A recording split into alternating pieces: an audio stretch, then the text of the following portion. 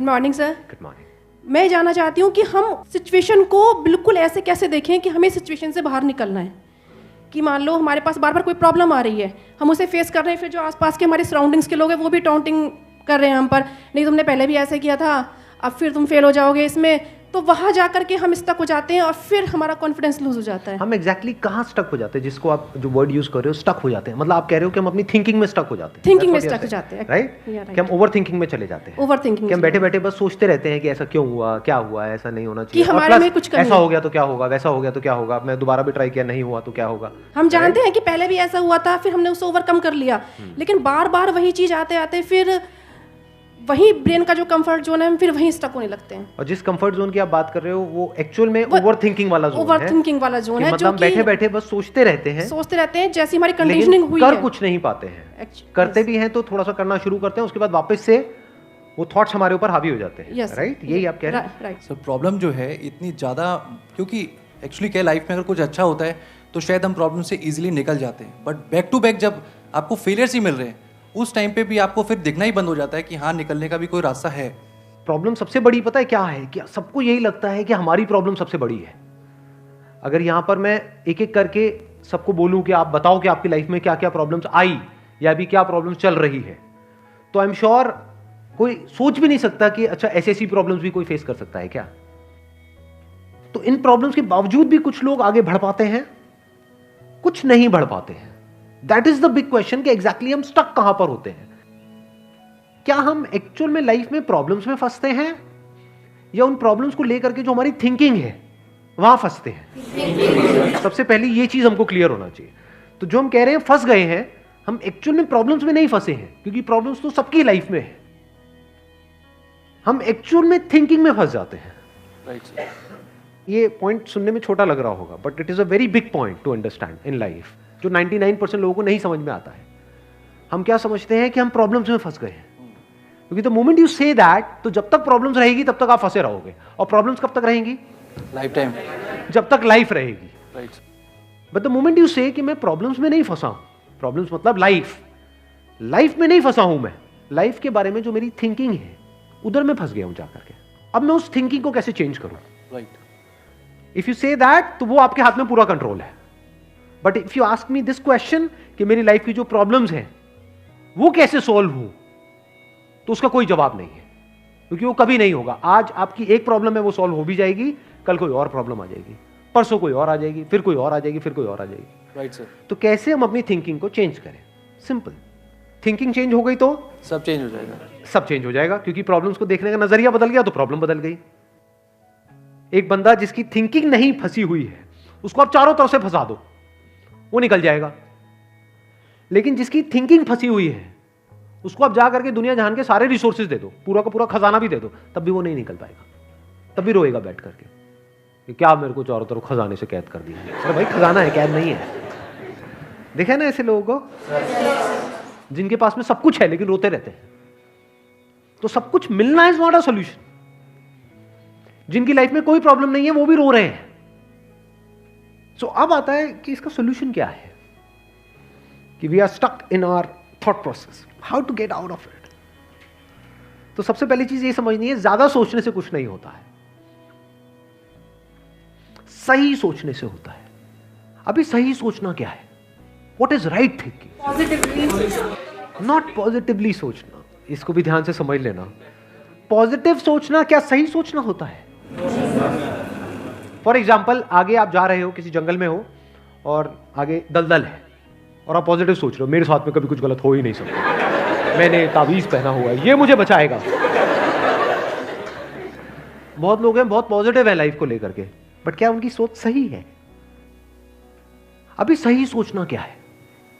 Sir मेरे हिसाब से मतलब इंटेलिजेंसी से सोचना, कि मतलब कुछ ऐसा सोचे कि आगे जाके हमें कोई हानि ना हो, कि एक इंटेलिजेंट माइंड से सोचे। अभी इंटेलिजेंट क्या है और फूलिश क्या है? एक है फूलिश तरीका सोचने का, बेवकूफों की तरह सोचना, एक है इंटेलिजेंस के साथ में सोचना। What is intelligence? जिसको हम इंटेलिजेंस कहते हैं वो इंटेलिजेंस क्या है? साइंस को इंटेलिजेंस कह सकते हैं? नहीं कह सकते। नहीं कह सकते। तो किसको कहोगे? सुपरस्टिशंस को इंटेलिजेंस कहोगे? सुपरस्टिशंस मतलब क्या? बिलीफ, कुछ भी मान रखा है उसको पकड़ के बैठे हुए उसके हिसाब से एक्ट कर रहे हैं। उसको इंटेलिजेंस कहोगे या साइंस जिस तरीके से आगे बढ़ रही है उसको इंटेलिजेंस कहोगे? एग्जैक्टली। तो साइंटिफिक वे ऑफ थिंकिंग समझना पड़ेगा, वो क्या है, उसको अपनी लाइफ में लगाना पड़ेगा, तब आप कह सकते हो आपकी जो थिंकिंग है वो सही है। अब ये साइंटिफिक थिंकिंग मतलब क्या? रियलिटी को एज इट इज देख लेना, दैट इज साइंटिफिक थिंकिंग। यही तो है, और क्या है? There are laws of this universe, उसको एज इट इज देख लेना, उसको ऑब्जर्व करना, यही तो है साइंटिफिक थिंकिंग। उन लॉज को बदलना नहीं, क्योंकि साइंस बदल नहीं सकती उन लॉज को। लॉ ऑफ ग्रेविटी को साइंस बदल नहीं सकती है, उस लॉ को समझ करके उसके हिसाब से एक्ट कर सकती है। इसी साइंटिफिक थिंकिंग को अगर हमको अपनी लाइफ में लगाना हो तो इसका मतलब क्या? एक थिंकिंग हो सकती है लाइफ से रिलेटेड, जो भी आपके दिमाग में कचरा भरा पड़ा है बचपन से लेकर के आज तक, जैसा आपको समझाया गया है लाइफ के बारे में। किसने समझाया है? वो लोग जो खुद नहीं समझते, लाइफ के बारे में अपने अपने बिलीव्स बनाए हुए हैं, अपने अपने स्टैंड पॉइंट से लाइफ को देख रहे हैं। फॉर एग्जाम्पल, कोई हिंदू है तो एक तरीके से लाइफ को देख रहा है, कोई मुस्लिम है तो अलग तरीके से लाइफ को देख रहा है, क्रिश्चियन है तो अलग तरीके से देख रहा है। क्या सही है इन तीनों में से? कि तीनों को सही थिंकिंग कह सकते हैं? ना, क्योंकि आपस में लड़ झगड़ रहे हैं। साइंस में कोई लड़ाई झगड़ा होता है? अगर मैं किसी साइंटिफिक फैक्ट के बारे में बात करूंगा, क्या कोई हिंदू, मुस्लिम, क्रिश्चियन आकर के आपस में लड़ सकते हैं? नहीं। तो ये सही थिंकिंग है। एक है जो हमें सही लगता है, एक है जो सही होता है। दोनों में जमीन आसमान का फर्क है। एक है जो आपको सही लगता है, एक है जो सही है।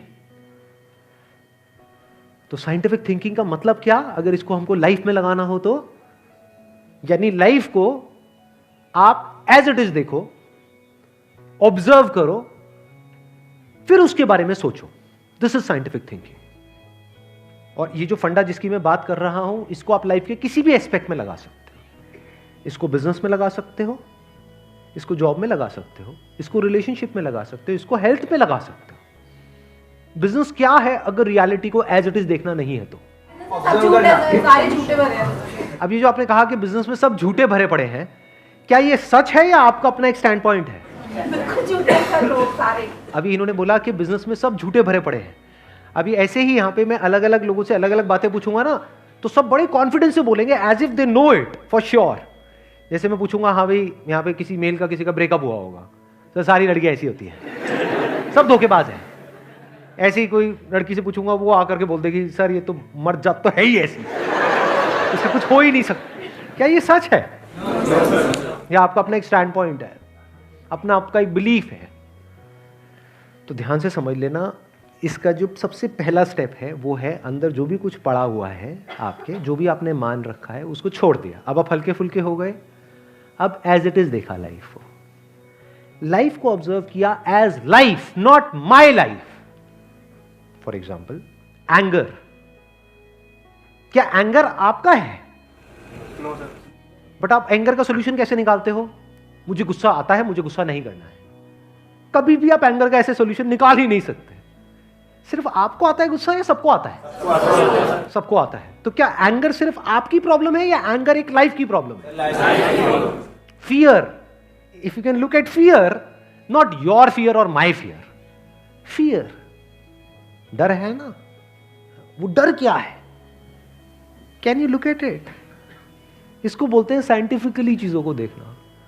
रिलेशनशिप, नॉट माई रिलेशनशिप और योर रिलेशनशिप, रिलेशनशिप। तो इस तरह से जब हम चीजों को देखते हैं ना, not from a subjective point of view but from an objective point of view, जैसे एक साइंटिस्ट देखता है, जैसे एक साइंटिस्ट ऑब्जर्व करता है, वहां पे ना खुश हुआ जाता है, ना परेशान हुआ जाता है, ना पॉजिटिव हुआ जाता है, ना नेगेटिव हुआ जाता है। This positive and negative is your stand point, is a subjective point of view. In objective reality, उसमें खुश क्या होना है और दुखी क्या होना है, वहां पर सब कुछ क्लियरली नजर आ रहा होता है। वहां पे कभी भी हमारी थॉट प्रोसेस स्टक नहीं होती है, हम फंस ही नहीं सकते। बिलीफ्स में आप गारंटेड फंसोगे। शॉर्ट टर्म में वो अच्छे लग रहे होते हैं क्योंकि वहां पे कंफर्ट मिलता है। जो भी हमने मान रखा है, अगर उसको पकड़ करके हम बैठे रहें और उसमें गोल गोल घूमते रहें तो बड़ा कंफर्ट मिलता है, लेकिन आगे जाकर के वो हमको फंसा देता है, एंटैंगल्ड कर देता है। बट जो रियलिटी है वो धीरे धीरे धीरे धीरे आपको आजाद करती रहती है, जितना आप रियलिटी को समझ जाते हो उस लेवल तक। यानी कि अगर इसको मैं पूरा समअप करूं, जो भी मैंने अब तक कहा है उसको, ये सेशन शुरू कहाँ से हुआ था? फेलियर से हुआ था कि एक के बाद एक हमने लाइफ में बहुत सारे फेलियर्स फेस करे हैं। तो अब अपने फेलियर्स को ऑब्जर्व मत करो, अपने को बीच में से हटा दो, ऑब्जर्व करो ये जो फेलियर्स हैं ये क्या है। तो you will start seeing the nature of those failures, you will start seeing the causes of those failures. For example मेरी लाइफ है, अगर मेरे को उसको ऑब्जर्व करना है, दो तरीके हो सकते हैं। एक ये, अब मैं अपनी लाइफ में थोड़ा सजा रहा हूं जिससे कि आप उसको रिलेट कर सको। मैंने पास में कुछ गलतियां करी, बहुत बड़ी बड़ी गलतियां करी, मेजर लॉसेस हुए, तो एक एंगल तो ये हो सकता है मैं ऐसा कैसे कर सकता हूं। दूसरा ये है कि मैं ऑब्जर्व करूं कि एग्जैक्टली वो गलती क्या थी और उसका कॉज क्या था। तो वो दिख जाता है, अच्छा उस टाइम पे वो ग्रीड बहुत ज्यादा हावी हुई पड़ी थी। अच्छा ग्रीड क्यों हावी हुई पड़ी थी, इतना लालच क्यों आया हुआ था कि हाँ ये करना है, ये करना है, ये करना है, ये क्यों आया हुआ था? और ये बचपन से ऐसी कंडीशनिंग हुई पड़ी थी, बचपन से घर में यही सारी बातें सुनी थी, तो इसलिए I was acting out of that information जो मेरे अंदर फीडेड थी, and that was not correct information. वो सारी इंफॉर्मेशन गलत थी, जिसकी वजह से मैंने जल्दी से एक्ट किया, बिना सोचे समझे, बिना सही थिंकिंग के एक्ट कर दिया, उस वजह से जाकर के फंस गया। तो मुझे उस बंदे ने नहीं फंसाया, मैं खुद फंसा अपने लालच की वजह से। तो अब ये क्लियर हो रहा है हम कैसे देखते हैं। तो वंस वी सी दैट, तो अब मैं उससे पूरी तरह से फ्री हो गया, because I understood something which is very basic in life, जिसकी वजह से पूरी की पूरी लाइफ एक अलग ट्रैक पे निकल गई। क्या समझ आया? कि कभी भी ग्रीड से एक्ट नहीं करना है। अब इसको हम समझते हैं, कैसे समझते हैं? मॉरल साइंस की बुक से। वो सब बकवास है, ये लालच नहीं होना चाहिए, सबके अंदर लालच भरा पड़ा है, बट लालच हमको कैसे फंसाता है, इसको ऑब्जर्व किया अपनी गलतियों के बेस पर, और फिर समझ आया अच्छा ये होता है। लालच से ग्रोथ नहीं होती है। लालच से आप पैसा कमा सकते हो, बट उसको आप ग्रोथ नहीं कह सकते, क्योंकि आप डिग्रेड हो रहे हो, तो आप एक्चुअल में ग्रो नहीं कर रहे हो। एक्चुअल ग्रोथ में उसको कह सकता हूं जो होलिस्टिक ग्रोथ हो, उसको ग्रोथ बोल सकते हैं। आपने पैसा तो कमा लिया, लेकिन डर में जी रहे हो कि मैंने इतने घपले कर दिए हैं, अगर किसी ने पकड़ा गया तो पता नहीं क्या हो जाएगा, क्या फायदा ऐसी लाइफ का, उसको आप ग्रोथ कहोगे? Can you call it growth? ना। तो लालच से ग्रोथ नहीं होती। तो ये चीजें समझना बारीकी से, स्टेप बाय स्टेप, तो आप गलतियों का पूरा नेचर समझ सकते हो। The nature of mistakes, the kinds of mistakes, the types of mistakes, और उनके कॉजेस क्या होते हैं। और जैसे ही हमको ये सब समझ आ जाता है और साफ दिखने लग जाता है, तो वो गलतियां होनी हमसे बंद हो जाती हैं। और जितनी भी गलतियां हो सकती हैं, उन सबके अगर नेचर समझ आ जाते हैं, तो गलतियां होने की पॉसिबिलिटी फ्यूचर में ऑलमोस्ट खत्म हो जाती है। प्लस जब समझ आ गई है उसकी रियलिटी, तो वहां पे ओवर थिंकिंग के लिए जगह नहीं होती है, अपन थिंकिंग में स्टक नहीं होते हैं। Wish you all the very best, thank you so much for coming.